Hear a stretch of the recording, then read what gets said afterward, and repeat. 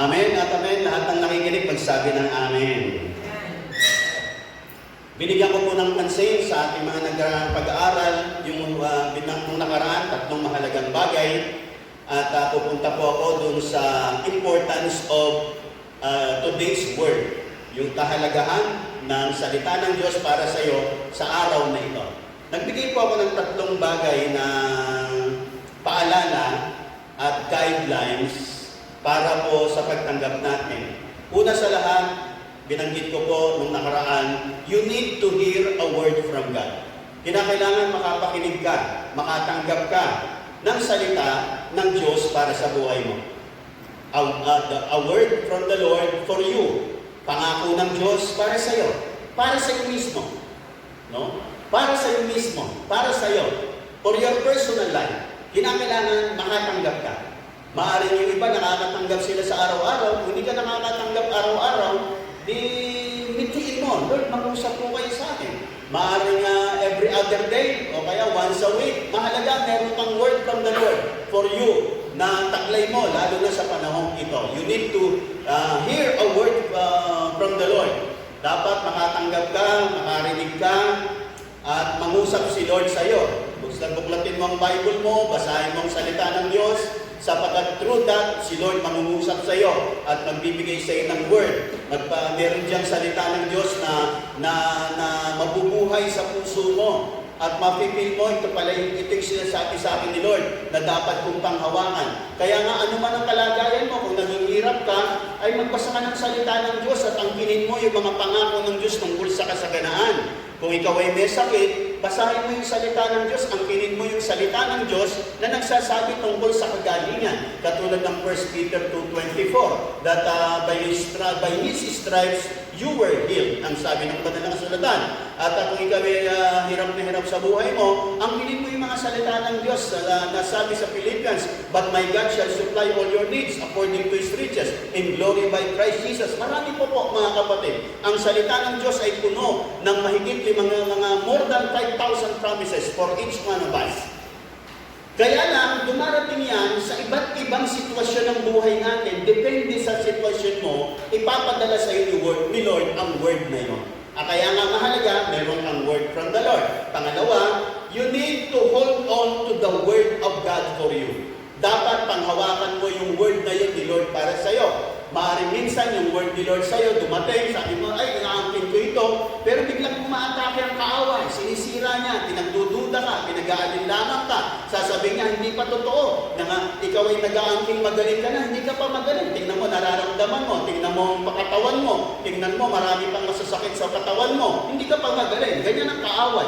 Pero you need to hold on to the word of God. You need to believe, you need to trust. Ang Diyos na nangako ay hindi mapapako. Pag pinangako niya, gagampanan niya, gaganapin niya, tutuparin niya sa buhay mo. Kaya panghawakan mo, hold on to the word of God. Panghawakan mo yan. Huwag kang matina. Minsan para mga negatibo yung mga nangyayari. Pero huwag kang matina, huwag kang mabahala. Sapagat si Lord, titindigan niya yan. Tangako niya yan. Salita niya yan. Hindi lilipas yan. Hindi mawawala ng kabuluhan yan. Gaganapin at gaganapin niya ng Panginoon. Sapagat sabi niya, I hasten my word to perform it. Kaya nga si Joseph, na makatanggap siya ng words ng Diyos.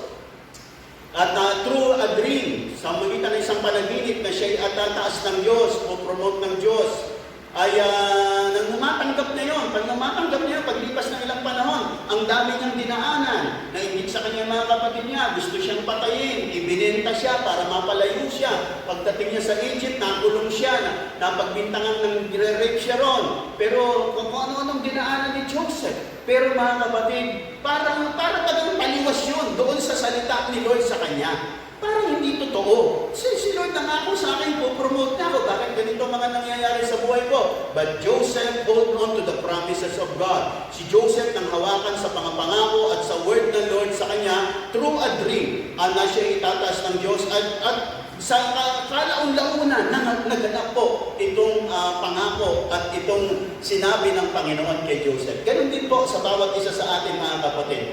Ang salita ng Diyos, minsan ang kaaway aatakihin yan para sabihin hindi totoo, hindi mangyayari. But I tell you, hold on to the promises of God. Hold on to the word of God na ibinigay niya sa iyo. Mangyayari yan, magaganap yan, magkakatotoo yan, sapagat ang ang Diyos na nangako ay hindi po napapako. At yung pangatlong binabanggit ko with regards to the Word of God, as you hear a word from the Lord and as you hold on to the Word of God, you need to speak out the Word of God. Kaya nga sabi ng banal na kasulatan, I believe, therefore I have spoken.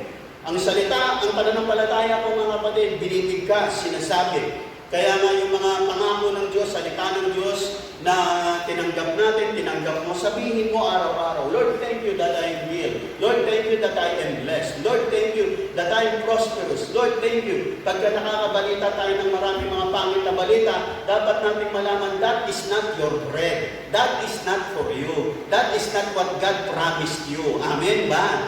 Pag sinabing ako, maraming walang mawala ng trabaho, hindi yan para sa iyo. Sapagat ang para sa iyo, pabor ng Diyos. Ang para sa iyo, favor ng Diyos. Pagpapala ng Diyos. Promotion ng Diyos. Amen po ba? Amen po ba? Yan ang para sa iyo. And you need to learn how to distinguish what is from the devil and what is from the Lord. Kaya mahalaga, meron pang word ng Panginoon. At lagi ka dito sa salita ng Diyos, huwag nating pabayaan. Huwag nating isa-isang tabi ang salita ng Diyos. This is the most important thing that we could ever have in our lifetime. Lalo na po sa panahong ito ng pandemic in the world.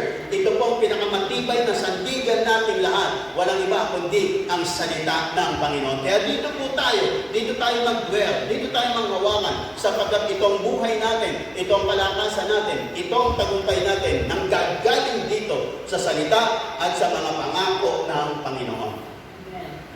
Nung nakaraan, binigyan ko po ng pansin, isa lang po yung natalakay ko nung nakaraan, pero binigyan ko ng pansin, una sa lahat, ang kahalagaan ng salita ng Diyos, it is the key to our victory and success. The second thing, it is the access to your healings and miracles. Ang salita ng Diyos. Ang pangatlo na binigyan natin ng pansin na nakaraan, it is the door to your breakthrough. Ito ang pintuan para sa breakthrough ng buhay mo, katulad ni Abraham, na hindi na magkaanak at maging hopeless na. Pero nung marinig niya yung word ng Panginoon, ito ang naging pintuan para siya manalig at maniwala na despite na ako'y matanda na, despite na ang aking asawa'y baog-bag, pero may nangako, may salita sa akin ng Diyos. At dahil sa salitang yun, nang hawakan si Abraham at naganap sa kanya yung salita na ibinigay ng Diyos sa kanya, na kanyang pinaniwalaan, na kanyang sinalita, kanyang sinabi-sabi ay naganap sa kanyang buhay. Kaya nga sabi ng Romans chapter 4, calling those things which be not as though they were. Sabi niya, tinatawag yung mga bagay na wala pa, na parang nandun na. Tinatawag mo yung mga bagay na wala pa, pero parang nandun na. Kaya nga tayo, kahit minsan nararamdaman natin parang may sakit tayo, Lord, thank you that I am healed. Thank you for your healing. Thank you for your miracle. I'm healed. Kasi yung tila baga wala pa, sinasabi natin na parang nandun na. At habang dinideklara natin yun ng may pananampalataya, nakikita natin ang kaganapan ng lahat ng yun. Sapagkat ang Diyos, ang kinakatagpo ni Lord sa buhay natin ay ang ating mga pananampalataya. Ang kakatagpuin ni Lord sa iyo yung pananampalataya. Maaaring may sakit ka, pero kinakatagpo ni Lord yung pananampalataya. You need to believe na pinagaling ka na dahil sa mga latay ng Panginoon. At kakatagpuin ka ni Lord at dadaluyan ka ng kagalingan kasi nanampalataya ka sa Kanya kahit hindi mo pa nakikita. At ang Diyos ay natutuwa sa mga taong may pananampalataya. Kaya nga, speak out and declare and proclaim yung iyong mga pinananampalatayanan at makikita mo magkakaroon ng kaganapan. Mga kapatid, yung pang-apat na nais kong bigyan ng pansin para sa importance of the Word of God and the importance of God's promise for you today. Ang pang-apat, it is the food for life. Ito raw, salita ng Diyos ay pagkain para sa buhay, para sa ating mga buhay. Ang salita po ng Diyos ay nagbibigay buhay. Kaya nga tayong mga kumilala sa Panginoon, we need to feed on the Word of God. Kasi habang napipid tayo ng salita ng Diyos, ay kumakain tayo ng mga spiritual foods for our spirit and for our souls. Ay kumakain tayo ng salita ng Diyos at pag kumakain tayo, of course, lumalakas tayo. Pag kumakain tayo, ibig sabihin tayo kung lahat ay we can face the battle. Bakit? Kasi malakas tayo, meron tayong buhay. Yung buhay na binigay sa atin ng Panginoon, it must be fed with the Word of God. Kaya nga sabi po ng banal na kasulatan, sabi ng Panginoon, the word that I tell you, they are spirit and they are life. Ang salitang sinabi ko sa inyo, ayan ay espiritu at buhay. At mga kapatid, hindi po tayo makakasurvive sa kalagayang ito. Pag tayo po'y mga mahihina, pag tayo po'y lalampalampa, at ganyan ang ginagawa ng kaaway, nilalayo tayo sa Word of God, nilalayo tayo sa salita ng Diyos. Kaya nga dumating tayo sa ganitong quarantine para ma-focus tayo sa Kanya, ma-focus tayo sa Kanyang mga pangako, ma-focus tayo sa pangangailangan natin sa Diyos. Kasi masyadong tayong abala sa maraming bagay. Abala sa marami, ang daming nagsulputang mga malls, ang daming nagsulputang mga resort, ang daming nagsulputang mga travel na mga promo. Kaya mga tao, takbo dito, punta roon. Kahit na araw ng pagtitipon, araw ng gawain, wala na sila sa gawain. Abalang-abala sila sa maraming mga bagay. Kaya dumating ang season, nilockdown lahat ng Diyos para lahat tayo ma-focus sa Kanya, maghanap sa Kanya, makinig sa Kanya mga salita, sapagkat itong gusto ng Diyos. Kaya nga sa quarantine ito, natuwa ang Diyos, sapagkat marami mga tao nag-dwell sa Kanya, naghanap sa Kanya, binigyan pansin ang Kanyang salita. Amen po ba? Kasi dati, abalang-abala tayo sa maraming mga bagay, abalang-abala tayo sa maraming mga kaabalahan sa buhay na ito. Pero salamat, nagkaroon ng lockdown, at dahil sa lockdown na ito, naghanap tayo sa Panginoon.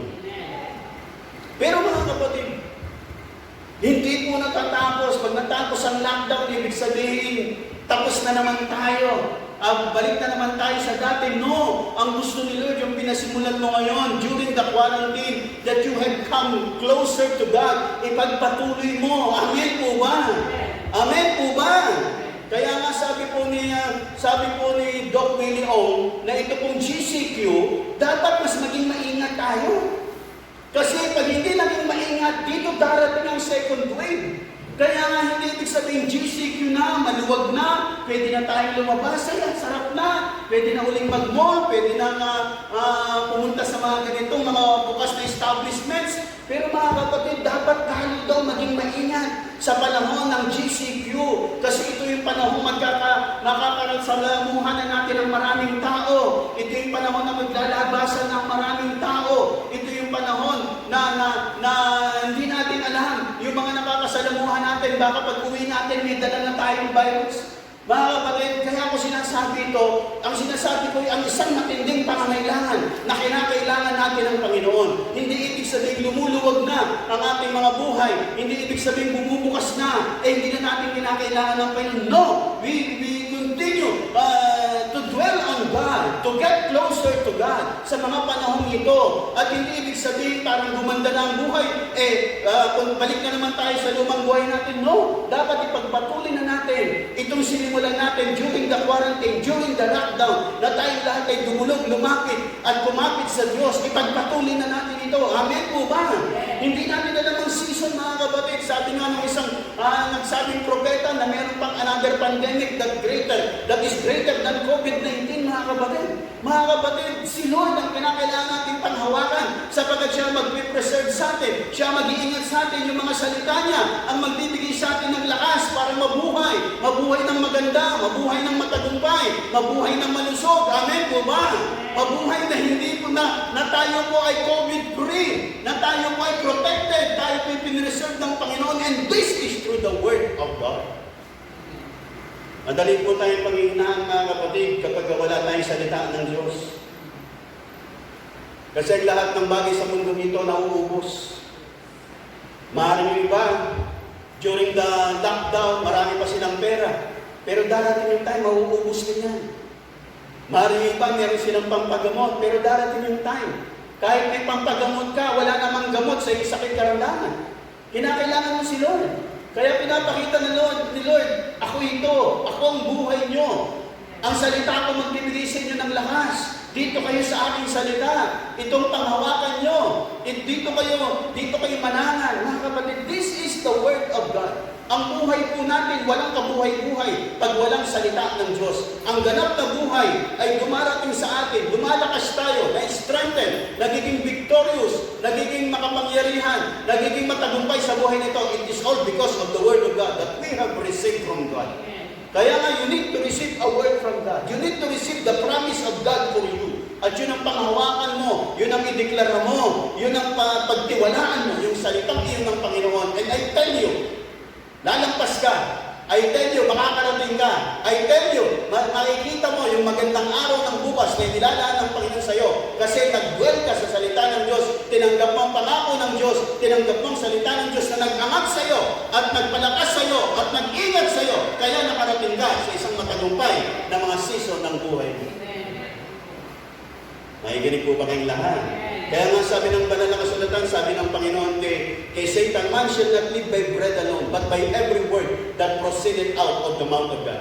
Mga kapatid, hindi lang tayo nabubuhay sa tinapay, sa pera, sa ating mga posisyon, mga kapatid, but we live because of the Word of God. Ang salita ng Diyos ang magsusustain sa atin. Ang salita ng Diyos ang magsusuporta sa atin. Ang salita ng Diyos ang magpapalakas sa atin, mga kapatid. Ang salita ng Diyos ang magdadala sa atin ng mga pagpapalang minimiti natin, mga tagumpay na inaasahan natin, mga kagalingang patuloy natin pinangahawakan. Ang salita ng Diyos ang magdadala ng lahat ng iyan sa buhay mo. Kaya saan ka pa, ang salita ng Diyos ang hanapin mo. Ang salita ng Diyos ang mitliin mo. Ang salita ng Diyos ang gawin mong gabay sa buhay mo. At sa ganun makatanggap ka ng salita ng Diyos na magpapalakas sa iyo, magpapatatag sa iyo, magbibigay sa iyo ng tagumpay. This is the Word of God.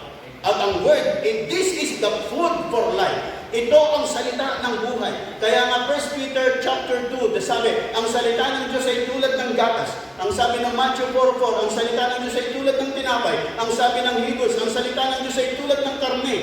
Meat, ang sabi ng banal na kasulatan, ang salita ng Diyos, mga kapatid, ay kailangan natin sa buhay na ito. This will sustain us. This will strengthen us. This will support us in such a time as this. None other but the Word of God. At itong salita ng Diyos, mga kapatid, this is the surest foundation where we can stand our lives upon. Itong salita ng Diyos na ito, sapagkat gagampanan nito ang layunin ng pagkakapadala ni Lord para sa buhay ng bawat isa. Kaya anuman ang sitwasyon mo, parang wala ka ng pag-asa, parang failure ka na, parang ang dilim-dilim. Mga kapatid, dwell on the Word of God. Ang sabi ng Isaiah, arise, shine, for the light has come. Bumangon ka sapagkat dumarating sa iyong liwanag. Pag wala kang salita ng Diyos, puro dilim ang makikita mo. Puro ka walang pag-asa. Pero pag binuklat mo ang Isaiah, ang sabi, bumangon ka, may liwanag na dumarating sa buhay mo. Ang liwanag ay walang iba kundi si Jesus.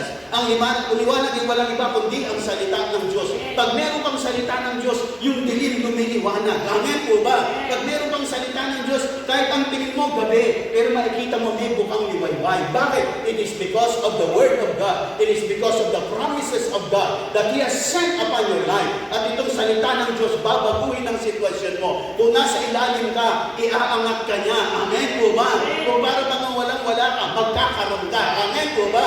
Kung para bang igugupo ka ng sakit karamdaman, mga kapatid, babangon ka, sapagkat pagagalingin ka sa pamamagitan ng salita at pangako ni Lord para sa buhay mo. Nakikinig pa po ba kayong lahat? This is the importance of the Word of God. Ito ang kahalagahan ng salita ng Diyos. Ito ang kahalagahan kung bakit kinakailangan natin ang salita ng Diyos sa ating mga buhay, mga kapatid. Sapagkat hindi gusto ni Lord na tayo umalis sa mundo na talunan. Hindi gusto ni Lord na umalis tayo sa mundo na walang nangyari. Gusto niya umalis tayo sa mundo na matagumpay, pinagpala, naranasan natin yung mga magagandang bagay na inilaan niya dito sa ibabaw ng mundo. At magaganap yun through His Word, through believing in His Word, through holding into the Word and promises of God for every one of us. Habang pinangahawakan natin, makikita natin, naranasan natin yung totoo na sinabi niyang bibigyan niya tayo ng isang magandang buhay. And this is through the Word of God. At bago man lang tayo uli ng Panginoon, naranasan natin na ang Diyos ay totoo. Totoo ang kanyang pangako, totoo ang kanyang salita, at naganap, nalasahan, natikman, at nadama natin sa buhay na ito. Amen po ba? This is the Word of God, mga kapatid. Salita na siyang pagkain ng ating mga buhay, pagkain ng ating kaluluwa, salitang nagbibigay buhay, nagbibigay lakas, nagbibigay sa atin ng tagumpay sa buhay nito. This is the Word of the Lord. And you need to hear a word from God. Magbasa ka ng salita ng Diyos, meron siyang word para sa iyo. Amen. Amen po ba? At yung word ni Lord, panghawakan mo. At yung word ni Lord, sabi-sabihin mo. Deklara mo sa bawat araw ng buhay mo, sapagkat ang sabi ng Panginoon, tinitiyak ko at nagmamadali ako na yung pangako ko ay ganapin ko sa buhay ng bawat isa sa atin naniniwala at nananalig sa Panginoon. Amen po ba? Mga kapatid, isa pa na nais kong bigyan ng pansin, the Word of God, it is the window to our abundance and blessings. Ang salita ng Diyos ay ito po yung bintana ng pagpapala ni Lord sa buhay ng bawat isa sa atin. Maaaring tayo po'y nasa season na ganito, sabi maraming naghihirap, maraming sumasara. Mga kapatid, hindi yan ang word ni Lord para sa iyo. Amen po ba? Amen po ba? Ang word ni Lord sa iyo, pag-unlad, pagsagana. Kahit na sa mga panahon parang tagtuyot, parang sa panahon na para bagang maraming mga nagsasara, hindi ka kasama dyan. Amen po ba? Katulad ni Isaac sa Genesis, na tagtuyot at walang nagtatanim, walang umaani sa panahon na yun. Pero nakarinig siya ng word sa Panginoon. Sabi ni Lord sa kanya, Isaac, diyan ka lang. Kaya lang doon sa lugar na yun, tagtuyot, walang nagtatanim, walang umaani ng mga panahon na yun. Pero sabi ni Lord sa kanya, diyan ka lang, Isaac. Sapagat pagpapalain kita dyan, na kahit tagtuyot, kaya kitang pagpalain. Amen po ba? Narinig niya yung word ng Panginoon, na nagpili siya sa lugar na yun. At nagtanim siya sa lugar na yun at pinagpala siya ng Diyos. Yung iba nagtanim, hindi umani. Pero siya nagtanim, umani. Yumaman siya. Sa bakit? Pinagpala siya ng Diyos. Bakit? Meron siyang word sa Panginoon. Mga kapatid, yung word ni Lord kay Isaac, yun ang nagdala sa kanya. Para sa ganoon, sumagana siya despite the fact na nung panahon na yun, tagtuyot at taggutom sa lugar na yun. Ang salita ng Diyos, mga kapatid. Kaya nga, mga kapatid, you need to have a word from the Lord. Ito ang magbubukas ng mga bintana ng pagpapala para sa iyo. Katulad ni Peter, magdamag siya ng isda. Sapagkat paggabi, lumalabas yung mga isda. Karamihan ng mga isda, sa gabi ng isda. Kasi marami silang nakahuli. Pero daon nila Peter nung gabi, nung manong yun, nang isda silang buong magdamag, wala silang nahuli. At nung sila'y bumababa na sa bangka, biglang dumating ang Panginoon. Ang sabi ng Peter, pumunta ka ulit, ihulog mong lambat mo. Sabi ni Peter, Panginoon, magdamag na kami ng huli. Wala kaming nahuli. Ang maraming huli laging nagaganap sa gabi. Tapos ngayon, araw na araw, papupuntahin mo kami ron. Sasabihin mo, ihagis ang lambat. Paano kami makakahuli? Pero, ang sabi po ng Luke chapter 5, pero ganun pa man, nung marinig ni Peter yon, sinubukan niyang sumunod sa sinabi ng Panginoon. Nagkaroon siya ng word sa Panginoon. Pumalakot siya at hinihulog niya ang kanyang lambat. At nung mahulog niya ng kanyang hatakin, napakaraming huli ng pagkakataon na yan. Bakit, mga kapatid? Nagkaroon siya ng word from the Lord. Yung word ni Lord, ang naging bintana ng pagpapala ay dumaloy at bumuhos sa Kanya. Kaya nga, mga kapatid, ang salita ng Diyos ay salita para maranasan mo yung abundance, yung kasaganaan, yung pagpapalang nilalaan ni Lord para sa iyo. And this is the promise of God, na tayo pong mga lingkod ng Diyos, ikinagagalak ni Lord na tayo umunlad, tayo sumagana, hindi magkulang sa buhay na ito. Amen po ba? That despite na ating mga dinadahanan, nagiging daluyan tayo ng pagpapala kasi pinagpapala tayo ng Panginoon. Nakikinig pa po ba tayong lahat? At anumang mga bagay na kulang sa buhay mo, just dwell on the promises of God. Just dwell on the Word of God. Get a word from the Lord. Sapagat yung word na yun ni Lord para sa iyo, ang magdadala sa iyo ng abundance, magdadala sa iyo ng pagpapala that will come into manifestation. Mga pagpapalang inilaan ng Panginoon sa langit. Mga pagpapalang mga pagpapalang that are ready to be manifested sa ating mga buhay. You just need to listen and hear